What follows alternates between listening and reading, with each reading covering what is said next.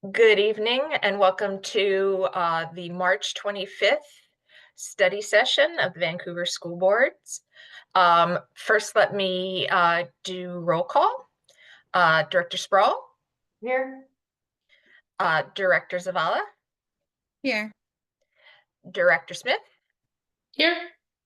Director Barrows will not be with us this evening, and I am here.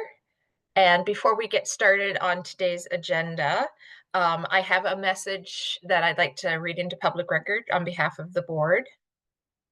The Vancouver Public Schools Board of Directors extends our deepest gratitude to Dr. Jeff Snell for his leadership, unwavering commitment, and heartfelt service to the students, staff, and families of our district. In just a few short years as superintendent, Dr. Snell has made profound and lasting impact on our schools and community, and us personally as well, leading with vision, compassion, and a belief in the potential of every student. As Dr. Snell steps into his new role as Executive Director of the Washington Association of School Administrators, we know his passion for public education will continue to inspire and benefit students with educators across the state. The board will take initial steps to support a smooth, stable, and student-centered process as we prepare for a leadership transition. Changes in leadership can create worry around uncertainty, and we want to assure our community that our top priority is to continue the work already underway, particularly around our vision of a graduate and our shared commitment to every student's success. In the coming weeks, we hope to appoint an interim superintendent for the 25-26 school year. We will also share details around our plan, process, and timeline for hiring a permanent superintendent when we have more fully mapped this out. It is important to find a leader who reflects the values, goals, and hopes of our entire VPS community. We will take deliberate steps to build a process that is thoughtful, inclusive, and grounded in the belief that strong public schools are built through strong community partnerships. Thank you for your continued trust and support. And once again, thank you, Dr. Snell, for everything you've done for the whole community. Thank you. I appreciate those kind words. I will and the thoughtful approach that the board is going to take, I know, to secure the next leadership. So tonight we do have a study session, and as you know, these last 3 study sessions have been pretty robust with progress monitoring related to the strategic plan. And tonight isn't any different. We're going to have 3 different presentations for the board. I'm going to go ahead and share my screen, and presenters, I'll continue to share, so you can just let me know if I'm not advancing the slides fast enough for you, or you need to go back or anything like that. I did in the superintendent report just want to mention that our communications team did send out a notice that it's a lovely afternoon today, and there's some possibility of some pretty serious thunderstorms and wind and even tornado warnings tomorrow from 1 to 7 p.m. So we have a weather briefing at 9 a.m. tomorrow that we'll be paying attention to, but Jessica, who will speak tonight, thought it was prudent to just let families know that that's a possibility tomorrow. And of course, if we have those warnings around our schools, and it sounded like it could be even isolated to maybe it's a portion of our district is experiencing some of this and another part isn't. But we just wanted to give a heads up that we're not going to release kids into a horrible situation, and it could impact our dismissal times tomorrow. So just wanted to acknowledge that and let people who are maybe listening know the thought process around that. So, and we always appreciate our safety and operations and communications team for trying to keep everybody up to date. So tonight, as I mentioned, we do have 3 different updates. The first 2 are really related to student-centered experience and programming. The first is around our exclusionary data. So when we remove students from their educational settings, obviously they can't learn in that situation. And so we have been working intensely at trying to minimize that while still holding students accountable for their behavior and actions in school. So we have a team that's going to share with you what that looks like. And like we have done in the last 2, we're going to have a district level look and then go down to the school level to talk about what this is looking like with students and staff in a school. Then we have our annual highly capable programming presentation and update for you. And then we're going to end with student-centered community, where we're talking about the communication goals and a few case studies like we have in the past to show you the impact of the strategic plan and your direction. So with that, I'm going to first introduce, we have always our mission statement, and then remind people that we do progress monitoring in our regular board meetings too with these one-pagers that are archived on our website. But I'm going to get right into the student-centered experience and turn this over to Executive Director Janelle Ephraim to lead us through this. All right, thank you, Dr. Snell. Good evening, Board of Directors. Just appreciate you allowing us the opportunity to give you an update on this particular goal area. We're going to focus tonight around sustaining a culture of belonging, safety, and positive student and staff relationships, with some intentional focus on increasing access for underserved students, strengthening access to necessary support systems, strengthening supports for students and families through key transitions, as well as ensuring that we have clear and equitable student behavioral expectations. Next slide, please. Thank you. So as you know, our measurable outcomes really help us determine the types of progress that we're making towards these goals. Our goal, or our measurable outcome specifically, is focusing on reducing disparity in exclusionary discipline between student groups by 10%, as well as increasing our restorative practices by 20% in our schools. You'll hear more about our progress towards meeting this particular outcome in the next few slides, some information from me as well as the rest of the team. So I wanted to focus on some of our areas of improvement.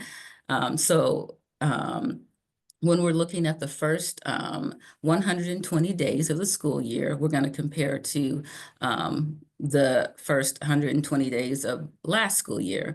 And so what our discipline data is showing us is that there's a reduction in exclusionary risk and missed school days for most of our subgroups.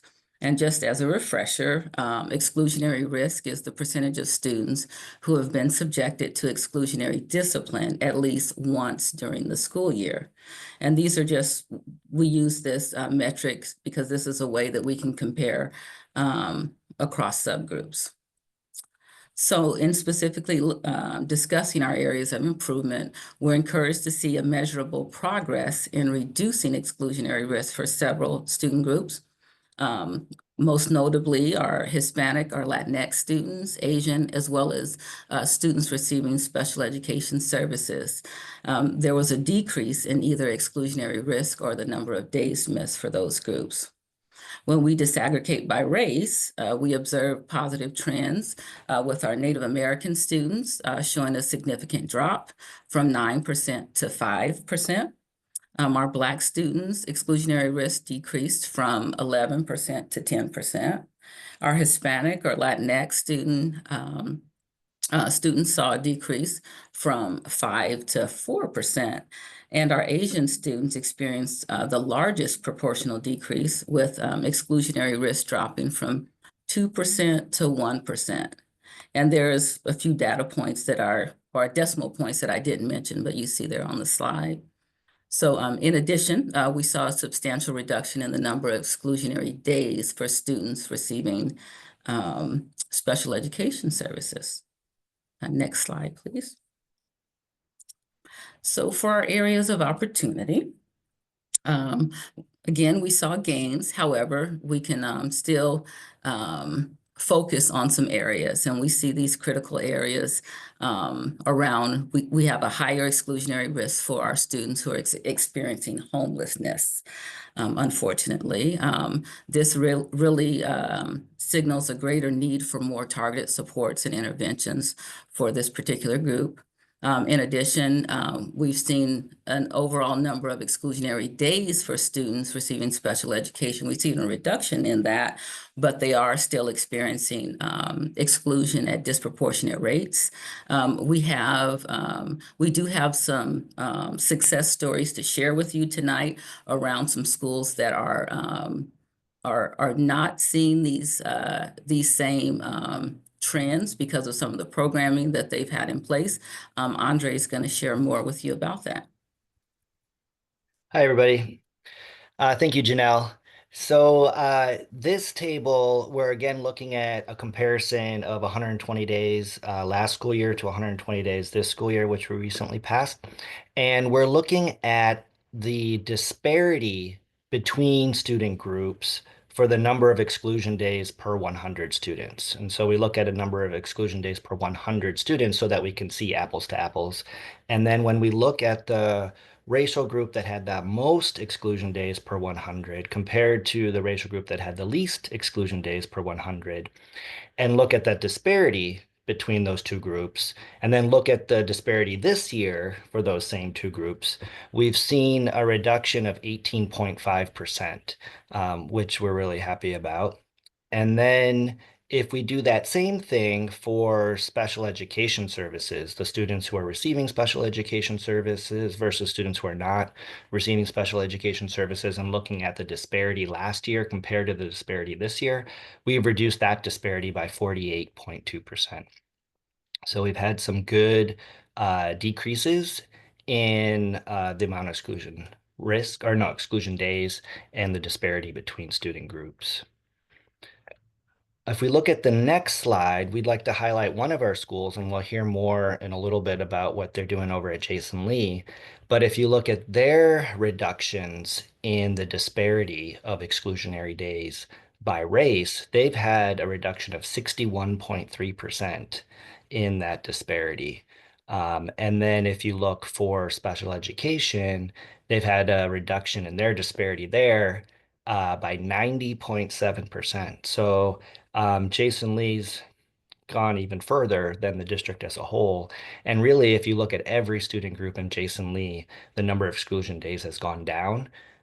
So they've all gone down, and the disparities have decreased. And so we'll hear about what they're doing over there in a little bit. In the next slide, what we would like to highlight here is the focus that we've been taking for reducing exclusionary days and exclusionary risk is by operationalizing a sense of belonging. And we do that through restorative practices. And so a visual model, right, for that would be, how are we building relationships, maintaining and strengthening those relationships? And then when harm occurs, how are we repairing those relationships, and how are we restoring the community? And so the second graphic there shows that really we want to be spending 80% of our effort on building and sustaining relationships. And if we do that right, then we should only be spending 20% of our time on repairing relationships and restoring them once they've been broken through an incident. And so district-wide, one of the things we're doing is, if you look at the SIP goals in most of the buildings, they have a goal for sense of belonging. So that's been a real big push. As you know, this year district-wide, we've rolled out the hate and bias protocol, and that is very much based on restorative practices and addressing those situations in a restorative way. Last year, we changed the staff HIB policy to a staff conflict resolution policy, and that was very much also based on restorative practices. And all of these things are done district-wide. And so we also, at the middle schools, continue to have some restorative justice coaches. And those coaches are providing professional development at AID meetings. And also they have a workshop that any teacher can sign up for on the PD site to learn more about restorative practices. And with that, I'd like to highlight what's happening over at Jason Lee and introduce Julia Karstensen, who's our restorative justice specialist over at Jason Lee. Hello, everyone. I'm so happy to be here with all of you and speak to some of the work that's happening at Jason Lee. I do want to say it is such a community effort day in and day out. So it's really exciting that, the data is showing that as well. When we're looking at decreasing exclusions and behaviors, we're really looking at how are we building relationships throughout the process, and acknowledging that if we can pour into relationships and making sure that we're really intentional and giving everyone a chance for their voice to be heard and to feel like they belong at our school, that will just naturally take care of some of the more intense behaviors that we see, or that will naturally lend well to things being more easily repaired in times of tension or conflict. So we really do try to follow that model. It's difficult at times, but the 80-20 model of restorative practices. Next slide. All right, so on the slide, you'll see kind of a snapshot of some of the work that I do with our students when there is like tension or conflict. And this can happen, yes, after there's been some discipline, but more often than not, this is happening before discipline occurs or is needed. So when there's tension between individuals, they'll work with me and really identify separately. We call them pre-restorative interviews. What's the root cause of the tension for each individual person? What are some things along their like relationship timeline that are really sitting on or with our individuals? What are the good things? What are the bad things? What do we want addressed with that other person? And then based on their individual interviews, we'll bring them together to really just get everything out onto the table and establish a plan for the future to keep things positive and make sure that everyone's needs and boundaries are being met. And next slide. Another thing that we're doing to really help relationships in the building, which again is naturally decreasing some of that exclusionary data, is just fostering in-person social habits. I think over the last couple of years, we've seen a decrease in students' ability to be able to talk face to face and do that in a healthy, respectful manner that's really honoring everyone's boundaries and needs. And so that's been a real big focus this year, kind of unplugging from social media during the school day. And then lots of strategies are being used in the classrooms and being focused on during our staff meetings to just help students rediscover how to talk to each other in a respectful way. Yeah, build relationships. Next slide. This slide I'm going to really try not to talk too long for, but one thing that we do very intentionally that helps a lot of the school kind of come together as one and build relationships is something we do called Foundations. And it's a time every Monday. That's a half an hour. That's our tailored social emotional learning time. So myself, I design the curriculum for the building, but I do that in collaboration with our students and then our staff. So it really is a collective effort. They're telling me like what we need a lesson on school-wide, and then I'm able to work with our leadership students or the student equity team and design those lessons to then push out to the rest of the school. So on the slide, you'll see some of the building blocks that's helped to establish the foundation of positive relationships at our school.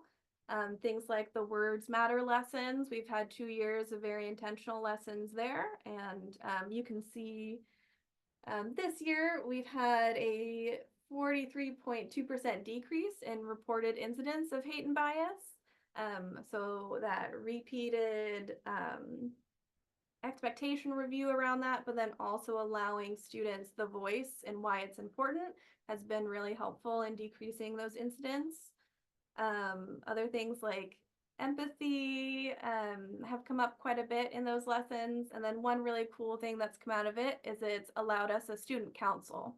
So every first period class, they have a representative, and then we're able to meet during that time, and they're able to just tell me and the admin what's going on for them and what they would want to see out of changes in our school. We review our SIP goal.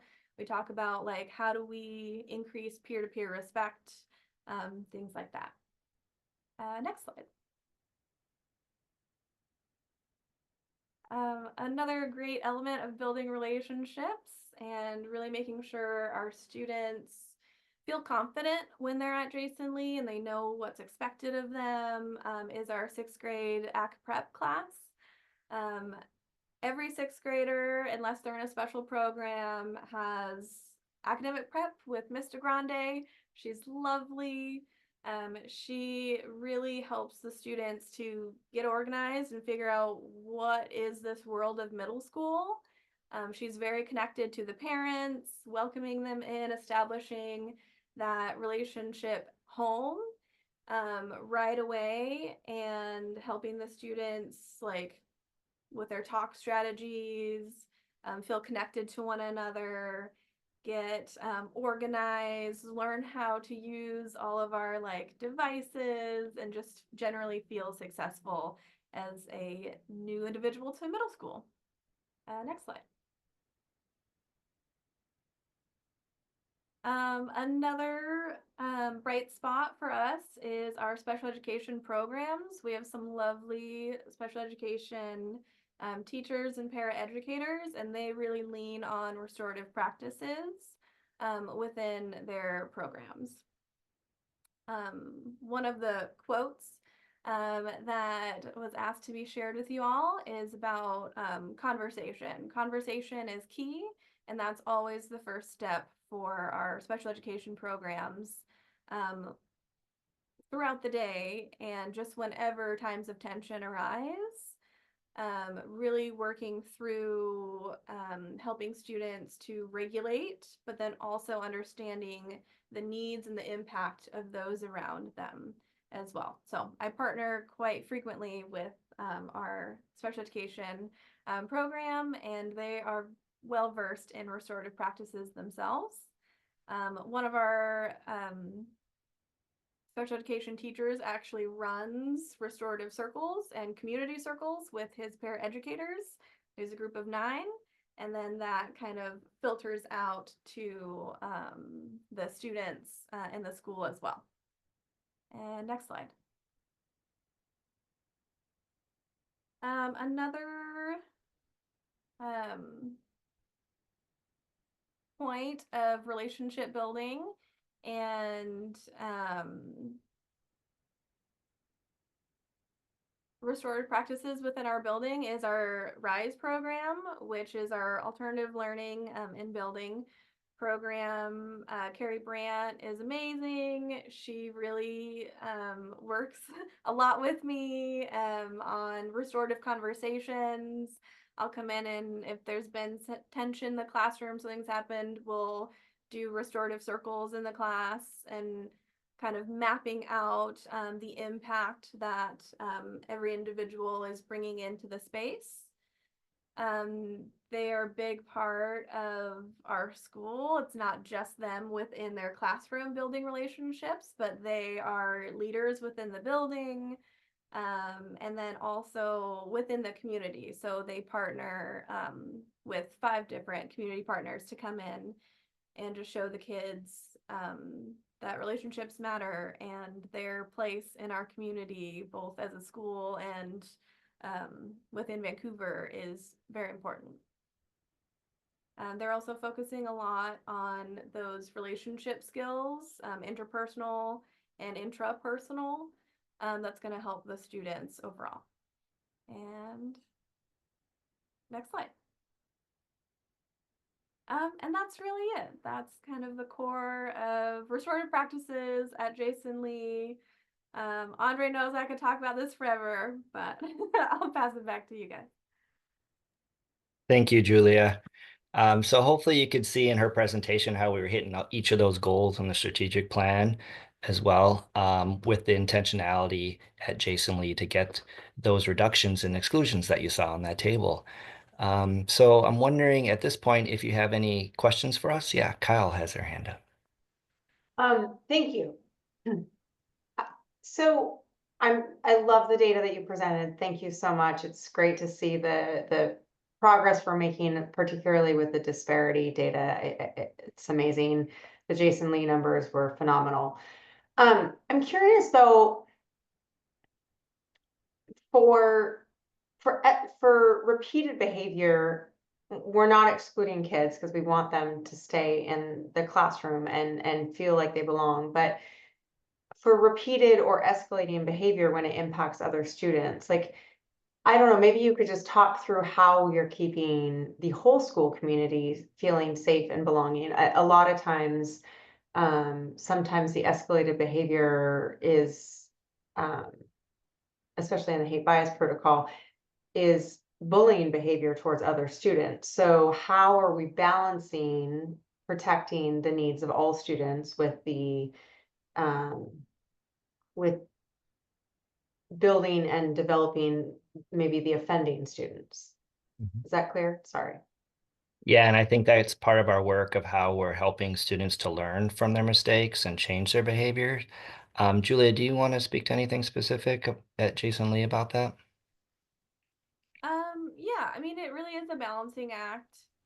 I think the restorative process and like with the hate and bias protocol in particular, um, I I would have to look to make sure, but I don't think we have had one repeat incident on a student that has that there's been a reported hate and bias incident, and then they've gone through the hate and bias protocol that leans into restorative practices, and then they've done it again.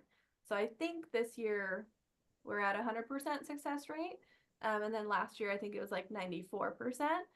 But a lot of that comes from um, making sure that we're capturing individuals' voices in the community and sharing that back with um, the people that are at first choosing to use that type of language.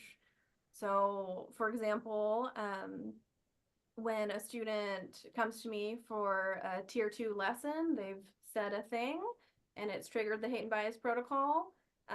Part of their lesson is like going through quotes, anonymous quotes from students within our building that have experienced hearing or having that slur or phrase said to them and like how it's made them feel.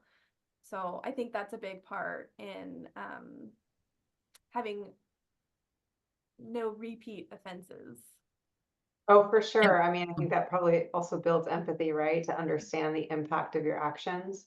Yeah. Yeah, I mean, and it's such a delicate balance because behavior such as that is usually a communication for something, right? It's a cry for help, and therefore we need to tend to that. It's just there's always that when there is a repeat offense, the needs of one versus the safety of the whole, right? And just how we continue balancing that going forward. And if I could just add, I would just say, and nice job, by the way. But I would just say that one of the things using the restorative practices, it helps us to determine what the more severe ones are, as opposed to historically, we may have been more apt to lean in on an exclusion as opposed to using the restorative practices. And so, we still see that, we still have higher numbers than we would like for exclusions. So there are some, safety situations that are being addressed, but it does certainly help with recognizing those that don't require an exclusion. Thank you. Mhm. I really appreciated this presentation. Thank you.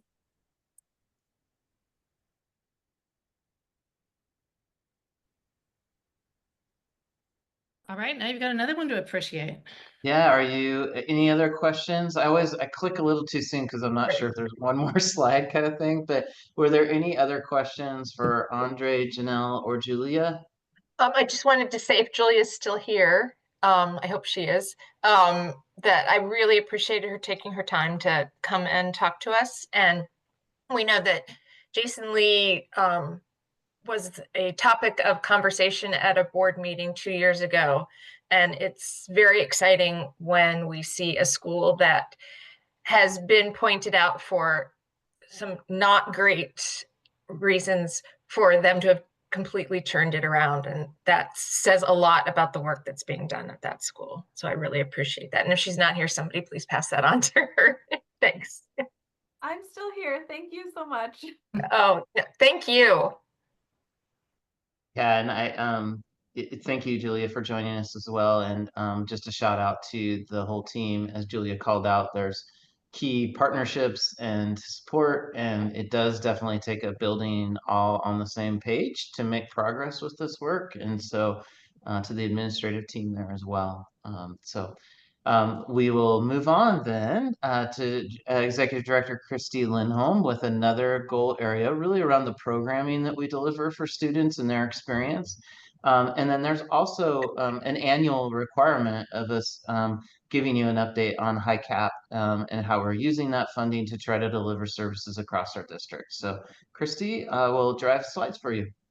Thank you so much. And really, Jennifer Brown Sanders is going to talk to you. I think it's great to hear from practitioners in the field who are doing the work. And so you can see, I like the thread we're trying to tie of how central office is impacting the schools and the kids directly. So Dr. Brown Sanders will come and share. We have excellent news to share about our programming and the way we're identifying and starting to serve our kids in a different way. So Jen? Great. Thank you so much, Christy. And I just want to begin by thanking the directors for allowing me to have this presentation. So really, this is progress monitoring to update. Last year, we talked about and set goals for how we wanted to improve our identification rates and have more proportionality between our HiCap population and our district population. And we're really going to be focusing on the special programs groups, or the special groups that you see listed there. Next slide.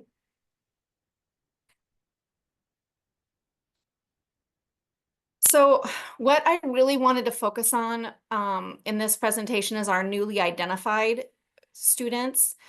And so in my thinking, if we focus on the new group, population of the new students that we're identifying, in 10 years' time, then our district population will have shifted totally. So what you'll see in this presentation is percentages of the newly identified for fifth graders, because that identification cycle has ended and we're still in the process with second grade. And so they're under review. So those numbers aren't finished yet.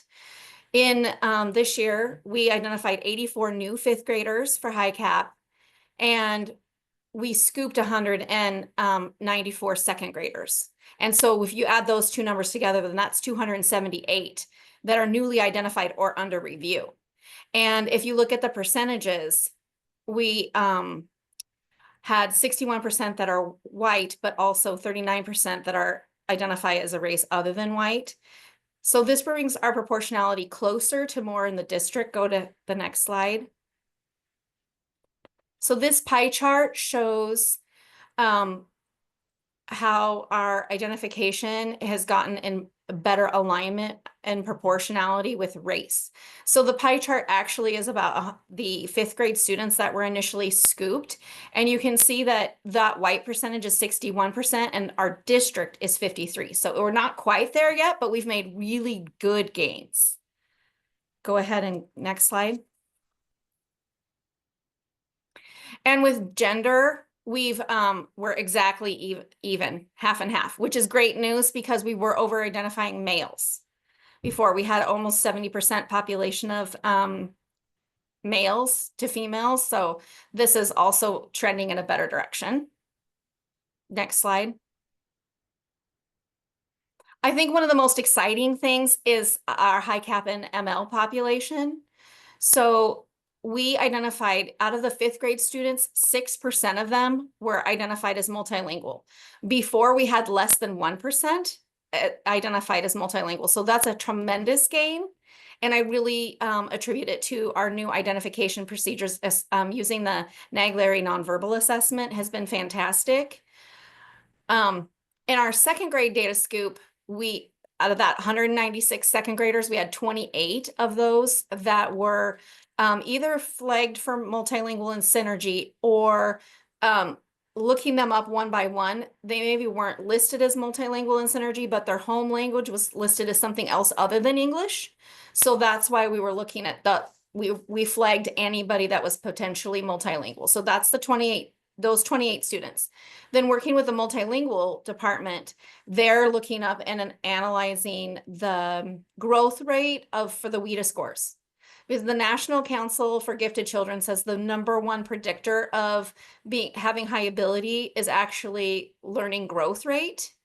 And so by using WIDA scores and looking at language growth rate, we can get a better, more accurate measure about these multilingual students and their high ability, even though they might not have high achievement. Next slide. Another thing that's really exciting is our identification of twice exceptional students. Before, we had less than 1% of our HiCap population with an IEP. And out of the 278, 12% of those students had IEPs. So we're finding those twice exceptional students, which is also really great, because I think it's really exciting for kids and parents to know that they have these special abilities and are not just a disability. Go ahead.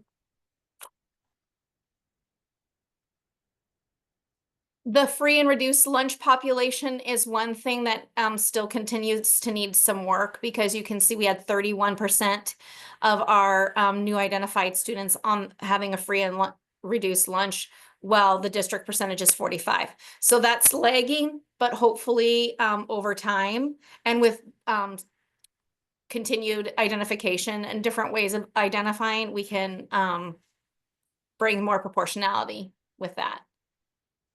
Next slide. So really, because we have improved identification services, now we really need to focus on, we've improved identification, we really need to focus on improving our services, making sure that there's a through line, because we're identifying students that maybe don't have necessarily high achievement. So then what does it look like for them to get services in elementary school or middle school? If they don't have high achievement, but we know they have high ability through the Naglieri assessment, then how do we help teachers support those students in providing a HiCap service? So part of what we've been working on is we bought Mindset Mathematics books, and we're providing PD on helping teachers to understand low floor, high ceiling tasks and helping teachers understand differentiation. And this is our continued HiCap work is helping buildings to understand how cluster grouping can really be can be an embedded HiCap service. We're working on with the Young Scholars pilot as an alternative for qualifying young learners for highly capable services. Ongoing teacher PD, again, about differentiation and how we can scaffold instruction so that HiCap services doesn't necessarily mean more work for the student. It means thinking at a deeper level with depth and complexity. And then, of course, ongoing analysis about how well is Naglieri working for us, how well is single subject identification working for us, and ways to improve our teacher rating scale, the traits, aptitudes, and behaviors for highly capable students. And I think there's one more slide. So here, looking at a 3-year timeline, here's some things that we are hopeful to do. Continue to work with young scholars, provide PD for teachers in middle school on differentiation, because if we have students that don't have high achievement and are going to land in middle school, they're not necessarily going to be forecasted into an advanced course, but yet they still need HiCap service. So that means we need to provide more PD to middle school teachers about differentiation and providing that HiCap service in a core classroom, core content area. And in 26-27, continue to work with 6th and 7th middle school with PD, and hopefully try to launch a dual language intensive HiCap class. And then you can see in 27, 28 would be reviewing those or implementing or reviewing those programs. And I think that's it. Yep. Questions? Oh, I see Kathy's got her hand up and so does Kyle. Yeah. Surprise. So one of my questions is around our self-contained class, the self-contained model that we have at Truman. So I know with RIFs, there was some tug of war around who would have that class, and it's changed hands and how it's run. And I'm just curious as to what's the update on that class and how it's going and how it's being run. Yes, so we have a 3rd grade class and a 4-5 split. They've been focusing on project-based learning or problem-based learning. Those classes have had, because it's a new program, it's had its ups and downs. But there's 2 really strong teachers in there right now that are very collaborative with each other. And we have release days every 6 to 8 weeks to help plan with their project and problem-based learning. The 3rd grade class actually has 24 students as an overload.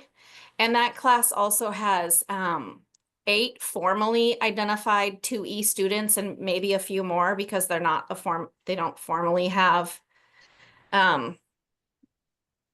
AAPs or yes, 504s. right, exactly. Yes, IEPs or 504s. Thank you. Yes. And so that's what going into building the next 3rd grade class is just being really mindful about how do we provide extra support and scaffolds for that class and make sure that it's a little bit more balanced. And the 4-5 class will continue to need a 4-5 class next year. And then that class will need to also then think about and really focus on how we're going to extend and provide support around math instruction, because we have multiple years worth of learning happening at once because of the extension and acceleration. And you'll also need to support those 8 3rd graders that are moving into 4th grade that are currently identified, plus the non-identified ones. So right. Yeah. So what we are hoping is to take some from the 3rd grade class that's in overload, and they would become in the 4-5. And that's because the 5th graders are leaving. The current 4th graders will move up to 5th grade, and then lower the class numbers for the new straight 4th, and then there'll be the new incoming 3rd. Right now, we're also taking a look with Jen's new data to see if we have enough students to merit a 3rd class. And I think one of the things that has worked out really well for the program and for Truman is that there were 2 teachers on site that were already part of the school community that were really eager to get in there and try it out. And that, I think, has helped build community for a new program and some solidarity among staff. So there have been some growing pains, but I feel like we're finding our feet. Kyle? Sorry, I had different questions, but I'm gonna just ask about Truman for a second. Help me remember, there's not transportation. So are most of those kids Truman boundary, or like this selection process for who of the high cap students have access to it? Can you just refresh my memory? Yes, so the invitation to the intensive high cap is based off of the students that show they have the greatest amount of need based off of their Naglieri scores and their achievement. And then the teacher rating scale too, like so we look at Smarter Balance, we look at iReady, we look at Naglieri scores, and we look at what the teacher has to say. And we invite students who we can see the teacher would have a gen ed teacher would have a really hard time differentiating and meeting their needs in a gen ed setting because they're maybe working so far above grade level.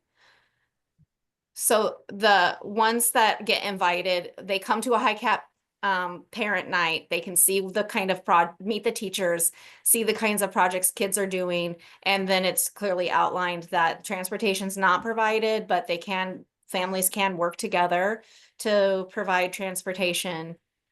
It, because a student might already have Truman as a homeschool doesn't like have them bump the line on anybody because it's really based off of a need. So I guess my original questions were more around the PD, because it seems like we have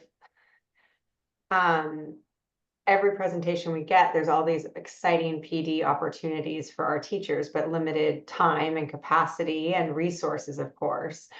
So trying to build up the cluster model and develop teachers and expertise in every building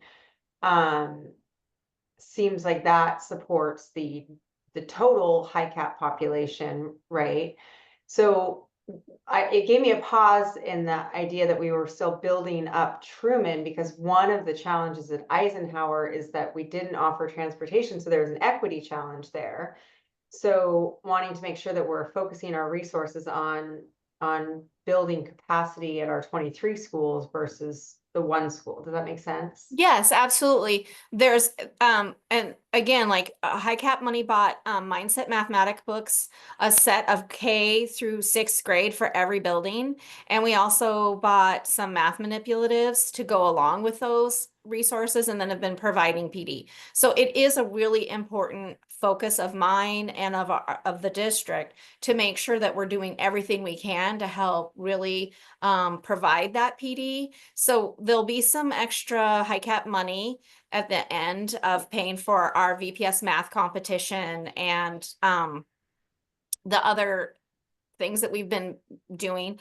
And so that money will go towards more resources and paid PD for teachers to attend, learning about the mindset mathematics books. Again, my working with the elementary schools is important, and also middle schools. So making sure that we're providing resources in both of those locations. Not to say high schools aren't important, but there's just a lot more choices and options at the high school level for students.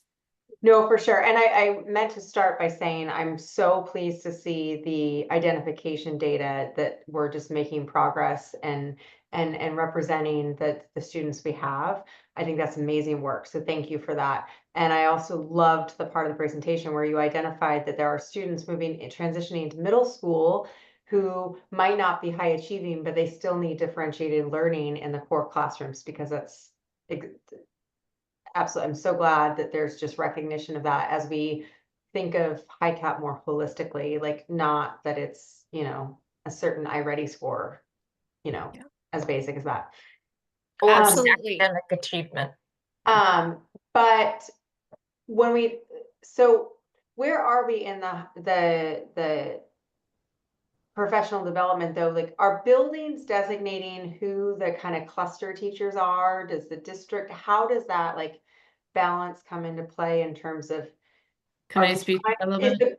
is the goal like all teachers will be trained, or is it that we'll have identified teachers per building, and where are we in terms of how many buildings have received like true cluster training? I'll let Christy talk first, and then I can piggyback off of her.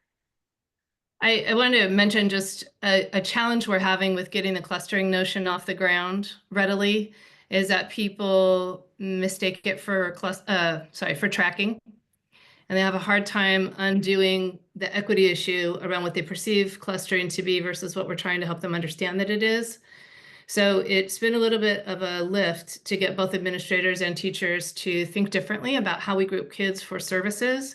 So right now we have 10% of the 10% of our instructional coaches in elementary are funded with the high cap budget, with the intent that they are learning a lot about high cap services, how to teach teachers to provide it.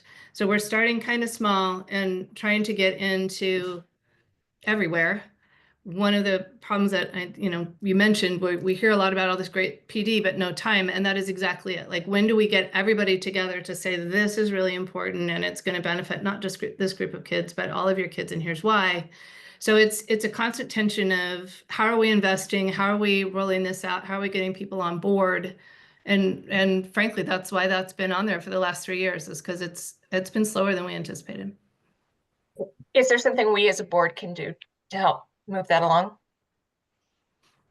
Good question. I think we could think about that and what that would look like. We're struggling to understand where to leverage PD time. We have so many things we're trying to improve, Right. and very little access to groups of people who need to work together to learn the new stuff. So yeah, it's a conversation I would love to have. Okay.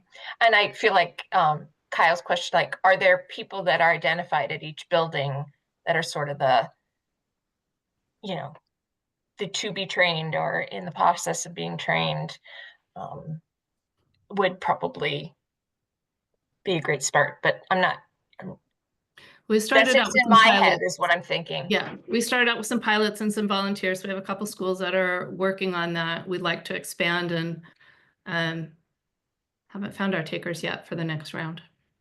So that's kind of what I was wondering. I do appreciate that instructional coaches are kind of leading the effort, because you almost have like a train the trainer. I mean, not really, but like they're investing in the knowledge and the, at least the importance of this, right?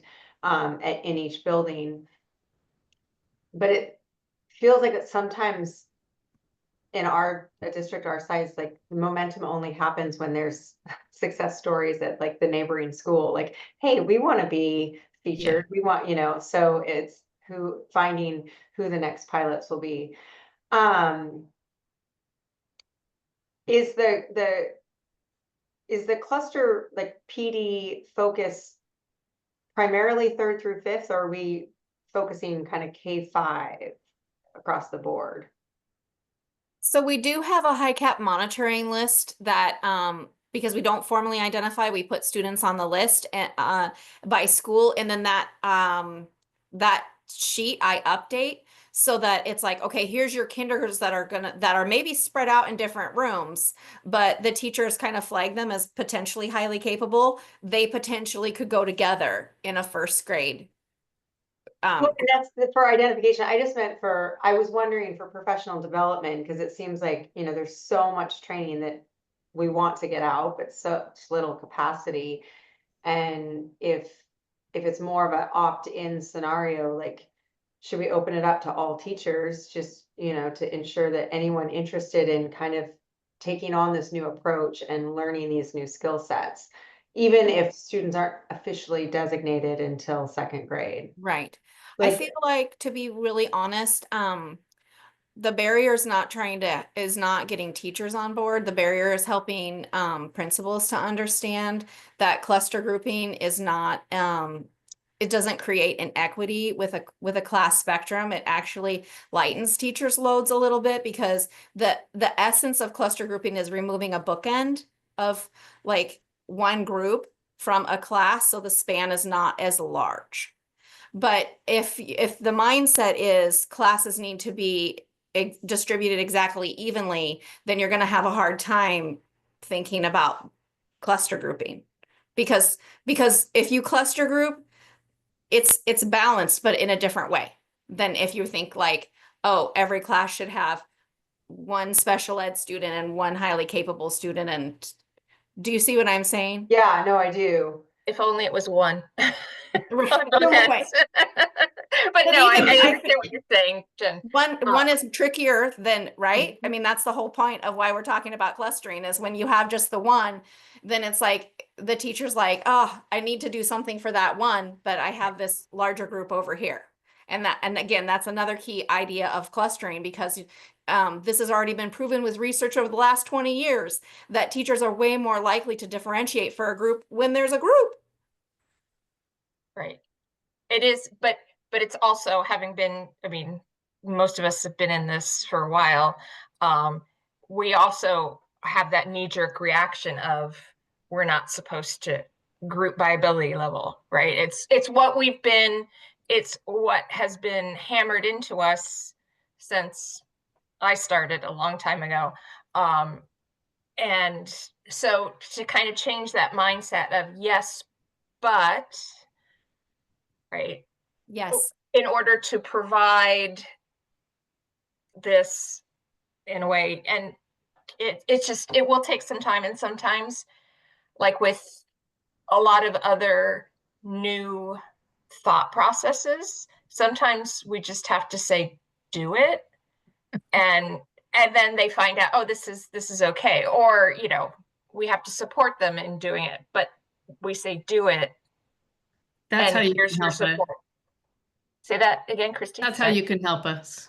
Let's get to do it. I don't think I'm allowed to just say do it, but Well, but I mean, that's kind of my line of questioning, because I've heard from teachers who are interested, and like, this is exciting. And so it's fascinating to me that it's not really like teachers leaning in, it's maybe more at the building level. I remember in my own first grade experience, there was a high first grade and a low first grade. I mean, how appalling is that, Yeah. right? Like, that is appalling, and that's what probably everyone is afraid that we would move towards. But is there training for building administrators to understand that this is helping these whole children learn together, and it lessens the burden on the teacher, like, and to roll it out through building administrators? Because it does seem, I love your plan, I love the direction we're moving. It just, I don't want to be like slowed down because we can't get buildings on board.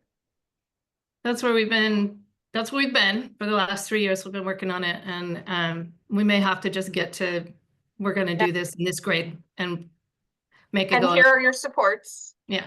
And email the board if you have problems with that, because that's when we can get involved, right? We can't do anything unless somebody brings us on. I mean, we have policies and procedures and all of that, but there's Dr. Snell, but we can't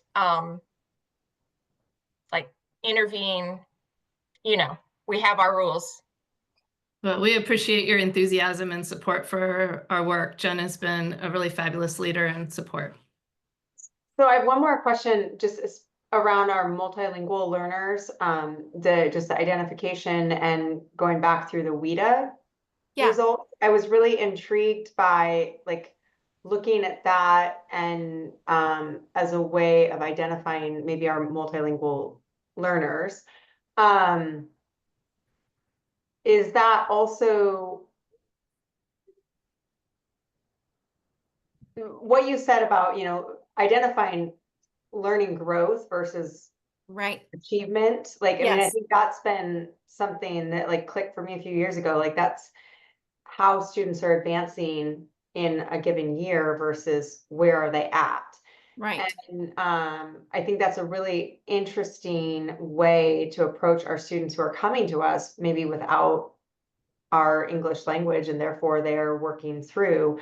So like, I guess I'm curious, would that analysis of the WIDA results just also be another initial look of identification outside of Naglieri? Yes. Yes, that's exactly where we're headed. Okay. And we do the same thing with iReady too. When we look at students, we look at the learning trajectory with iReady. So even if the student started at the 3rd percentile in fall, but they ended at the 28th percentile, well, 28th percentile is still not great. But if you go from 3 to 28 in one trimester, that's a really steep learning trajectory. So just trying to really pinpoint what is the rate of growth rather than any like hard number or cut score. Okay, thank you. That's I really liked that part of the presentation. My last question is on free and reduced lunch. That I know that our means of identifying free and reduced lunch is different now. Like, we don't capture as clean of data just because it requires family compliance, and some people are just not going to fill out an extra survey. So I'm wondering if there's any similar to the multilingual learners where you looked at home language, like, is there additional analysis of our students that have been identified that they might also be free and reduced lunch, but mom and dad just didn't fill out a form? That's a really great question, and I'd have to look into it deeply. I just don't know of any other metric that we could use to help measure that. But I do feel like you're getting at a really good point, that it probably is our proportionality might be closer to our district if we were looking at other measures for that.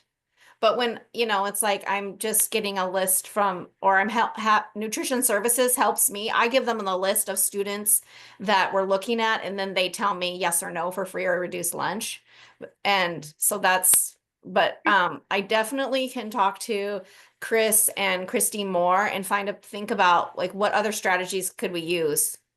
I would just be curious to like how many of the students that were identified didn't report. And I don't want to diminish the discrepancy because it's obviously should be on our radar to continue working towards. So, I mean, we should be looking at all of our populations to improve our identification process. That was the widest discrepancy, but I also know we struggle to get families to report. So. Yeah. And can I just add another area that would be of interest to me is students that are identified as homeless. Like the percentage, what our percentage district-wide is versus the percentage that I've identified. I didn't see it in here, but next time, or if you have a moment to do that, it would be helpful to see, because I feel like that is a big group that often slips through the cracks. Yes. And we do track that. I just didn't put it in this slide deck. So thank you for bringing that to my attention. Great. Thank you. Yes. Jeff told me I had 10 minutes and I went way over. So you didn't go way over. We asked a lot of questions. We were planning for questions, Dr. Sanders. So you did a great job. And thank you for the conversation, and thank you for the questions, Director, and thank you, Christy, as well, for supporting this. Want to make one final check and see if there are any other questions or follow-up before we turn it over to Jessica and our third goal area tonight. Okay, Jessica, do you want to take it away? Sure. So my goal area is student-centered community. And so just as a reminder, we're really looking at how do we increase that family and community trust, connection, and partnership. And so what I'm going to talk about tonight is some small changes that have had big impacts, and really focusing not just on how do we write the message more flowery or better, but like what are these tweaks that we can make that the community is really looking for that impacts them, and also the timing of when they're ready to make those decisions. So the last time I presented, I said we were going to focus on branding, and I think you'll see that we're making strides in making sure that every time we're saying that VPS is doing something, that people are recognizing, hey, that's a VPS event, not just a community partner event, but something that we're really delivering that can help us build trust. We've also established a branding palette that you will start seeing, and I just wanted to kind of share, hey, here's the VPS colors. I'm super excited just to have that solidified. So that's a nerdy comms thing, I'm sure, but there it is, our new palette. That's just a tweak of the old one. So next slide. The other thing I'm really focused on is that we know from research that the closer that our staff is to the student, the more trust that the community is going to have. So it all can't just be coming from a district level. So I've really focused on shifting how principals think about the communications department as a whole. So you'll see there in the center, like in blue, this is this strategic communication process that builds mutually beneficial relationships between organizations and their publics. And then I've focused on bringing in a lot of research to talk about, so if we're going to have this mutually beneficial relationship, we have to deeply understand that audience. And here's what we know about where they are right now, how they want information, when they want information, and what are the things that they're looking for that they use as a foundation for trust. So these are just some slides of things that I've reported on so that they also feel supported in making those decisions. Next slide. We also really focused on understanding that through research that people want text, but they're overwhelmed by text. And our app is a way that you get a push notification, but also helps you just dig through the overwhelm as a parent of where are all these messages from the school? How can I see that? So we've had a big push of reminding people to get on the app. We're not quite to where we want to be yet, but we have moved 220 more parents who have downloaded the app. We've been able to get 207 more parents' email addresses updated, and 150 more parents have also enabled the app notifications. Now, the overall numbers are here in the slides of how many people, like most parents are being reached through email. So that's like in the, over 90% we have accurate, and we can see that they're opening them and engaging, but we're just going to continue chipping away at getting people on the app, because that's the best way where they can keep everything organized and can go back to it later. Next slide. The other thing that I'm really excited about is the kindergarten enrollment push. So this has been a really collaborative effort working with early learning. And what I focused on is that, okay, our messaging is really similar. You'll see we've updated branding, but what's key is that in the past, it was like, this time-honored tradition, and every other school district here opens their enrollment in January. So that's what parents expect. And I was coaching that, well, really engage parents, parents in certain areas that know or already have a connection to the school district may be expecting that. But most parents of 5-year-olds are making this decision at a different time. They're making it later in the spring when they know. So it took some convincing, but we finally got everybody on the same page, and we did the publicity push this year much later in March. But I just pulled I worked with Sis this morning to pull the numbers, and we have 200 more kindergartners enrolled than we did at the same time last year, even though enrollment was open a month less. We have nearly as many people entered in a lottery for a choice program as the total that were enrolled by this time last year. And we're at 41% of the forecasted numbers of total kindergartners for next year. And I really think a lot of that is shifting the timing to meet people to when they're psychologically ready to make decisions. And then you're reminding them when they're ready.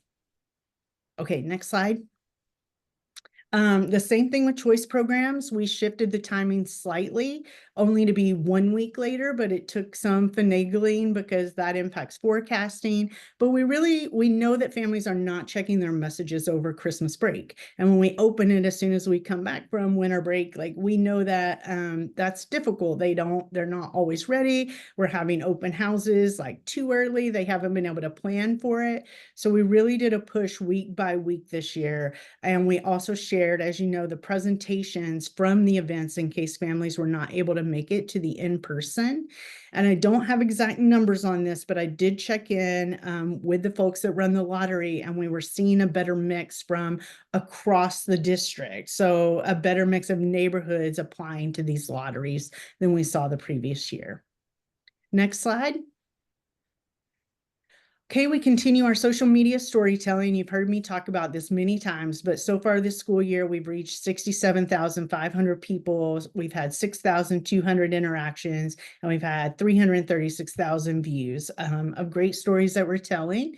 That is really not just so we can pat ourselves on the back, but the whole goal, how I coach the team is, we need to give people a glimpse through the windows of what's happening in our schools on the day-to-day, so they can just see, like, these wonderful things are happening every day. We're regularly updating you about something awesome that happened in a public school this week. Next slide. We ran the capital levy. We did a lot of information about exactly what is this capital tech safety and capital projects levy. And as a result, and I believe it's because the community felt informed about where that money was going to go, the levy passed at almost 54% approval rate. Next. This is like just something I really wanted to call out. First of all, we had excellent metrics from this. I was so excited. HR came, they're like, it's time for a classified fair again. Will you support? Can you just reprint this flyer that we have with new dates? And I said, well, we're actually having a sit down, and we're taking a step back and looking at like what we're doing. And what's really interesting is, like, here in the top right corner, you'll see like they look almost exactly the same, but there are key differences. And one of the key differences is very prominently in the center is same day job offers and no experience required. As a result, we, like, usually HR expects between 20 to 40 people to come to these events.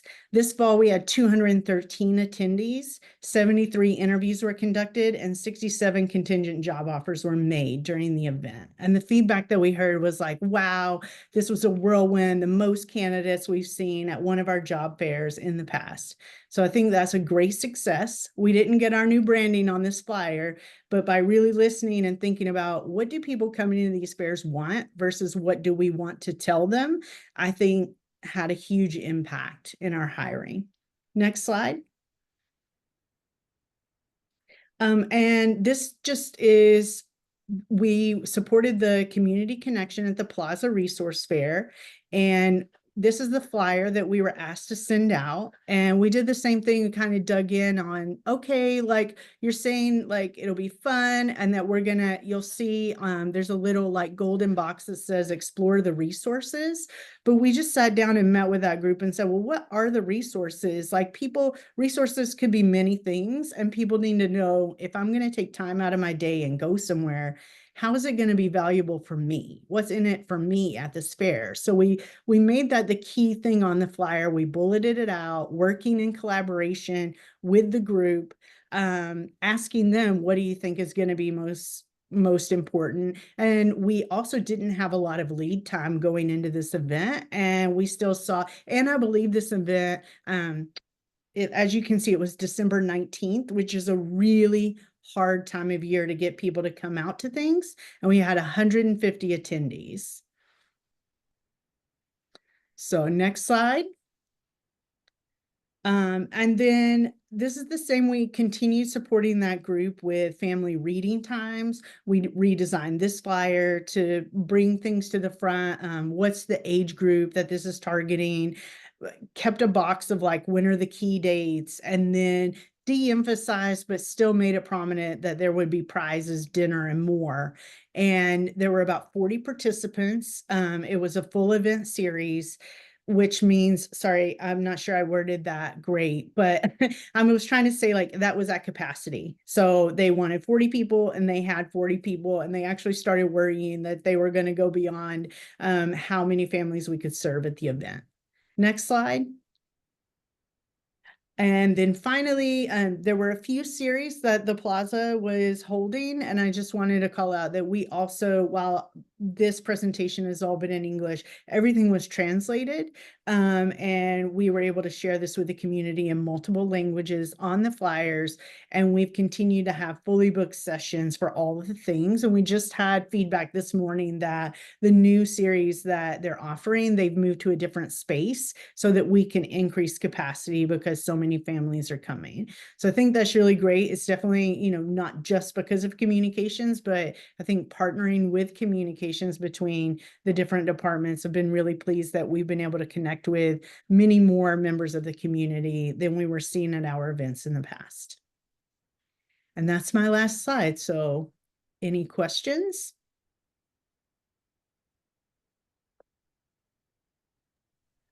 I don't have a question, but I'm just going to say what I say to you quite frequently is you're amazing.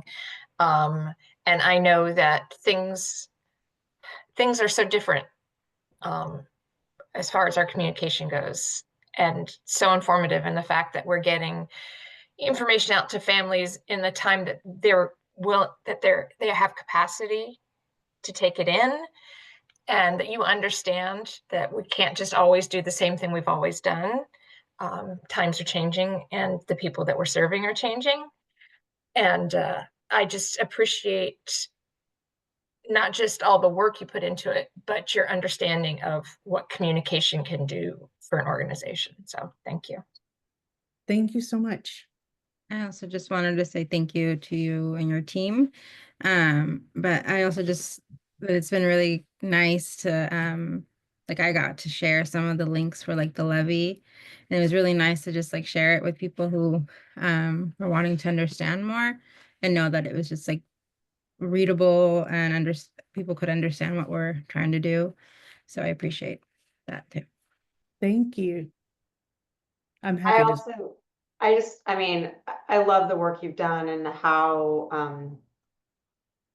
bringing communication to families without overwhelming them, which I really like that it's streamlined. I love the apps because it is all in one place and I don't have to feel overwhelmed in my inbox and my texts and all that. And the branding, I mean, that's my professional existence. So I love the work and effort there. So thank you for all of that. I'm curious, I know one of the features of Parent Square was translation, automatic translation services. And obviously it's not flawless, it's just using Google Translate or something similar. But do we have any data, and it might not be possible, but I'm curious how many of our multilingual families are engaging using that translation, because I'm just wondering if it's helping us broaden our reach.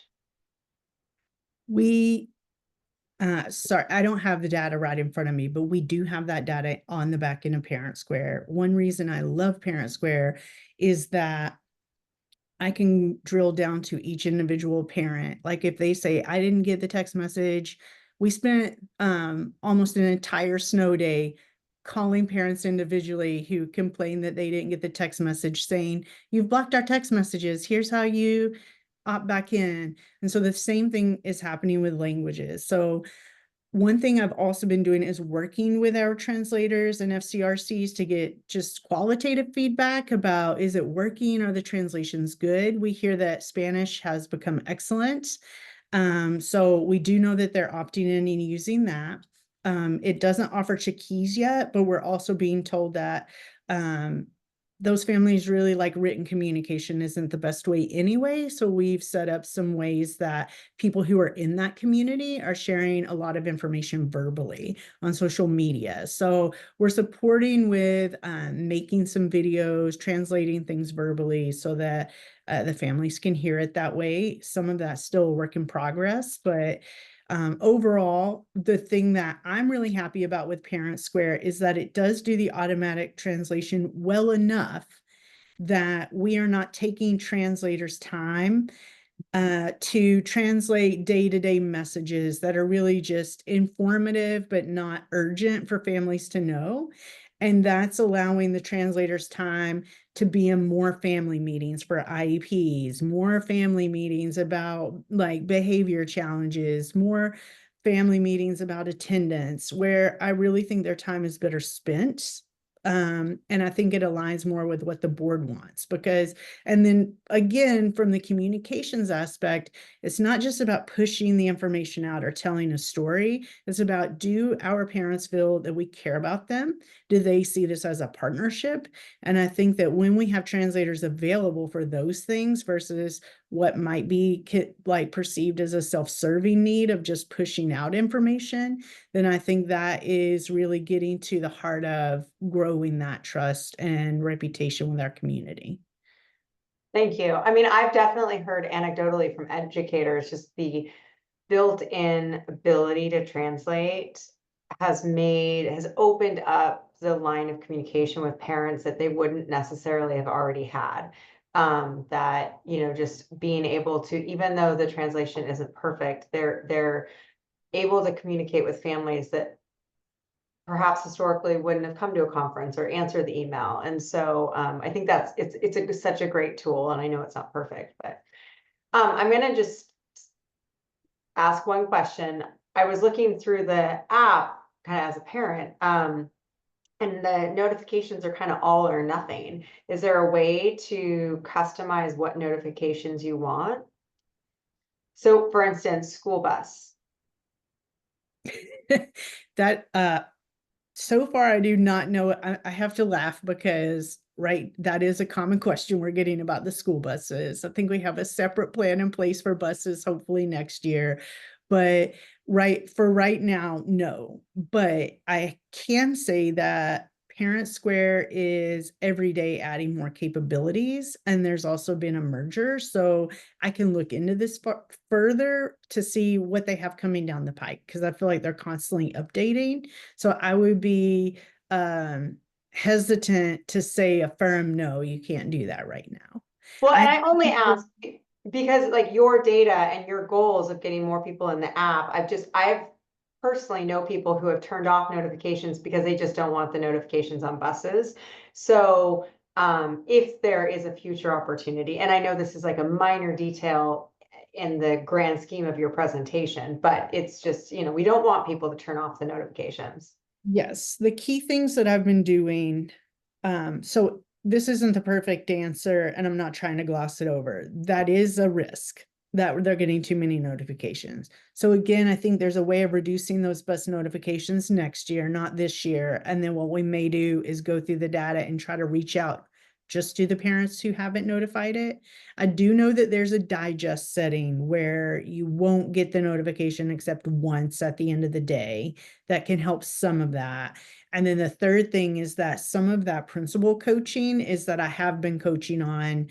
Please don't send everything as an alert, which means that you get the push notification right away. Don't override the digest. Like, here's when they want you to override the digest. Here's when they don't want you to override the digest. And then like, I think the term I use is think about it. Would you walk into someone's office in person and interrupt their work meeting to tell them this? And if you wouldn't, it's not the time for a text message because they will stop whatever if there's a text message from their school. People are concerned about their children. It's different than texting like from a friend. They see us at school and they're like, oh no, I must look right away. And so we need to be mindful of that. And that yes, it will stop their day, but also that will become annoying if you're interrupting their day constantly and it's not urgent or important. I appreciate that perspective. Thank you.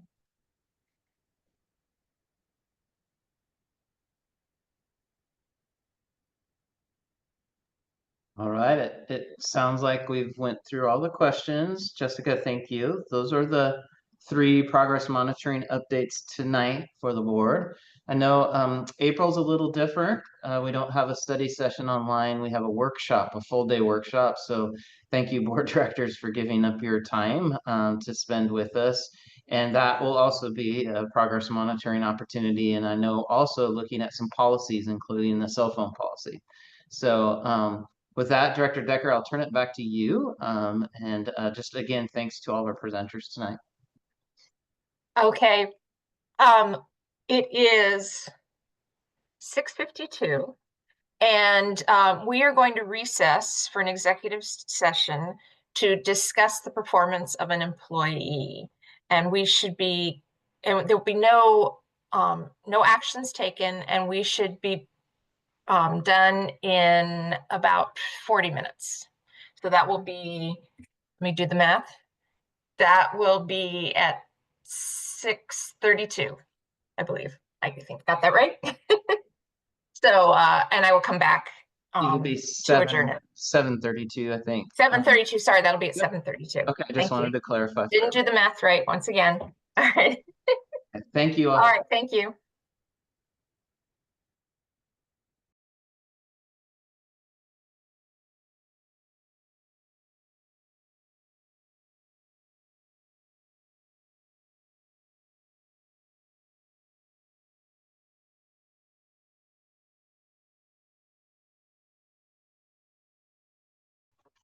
Hello, this is Director Decker back. We are needing a little more time in our executive session. It is now 7:33. I estimate that we will be done at 8 o'clock, and I will be back to adjourn or extend then. Thank you.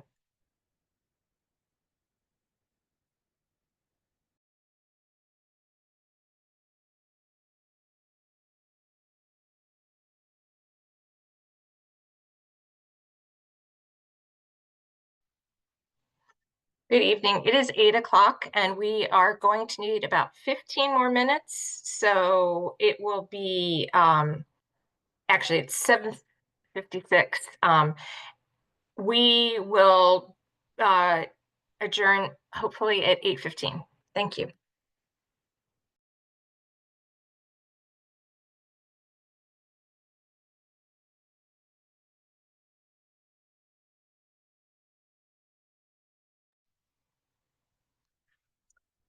Good evening. It is 8:15 and our meeting has adjourned. Thank you very much.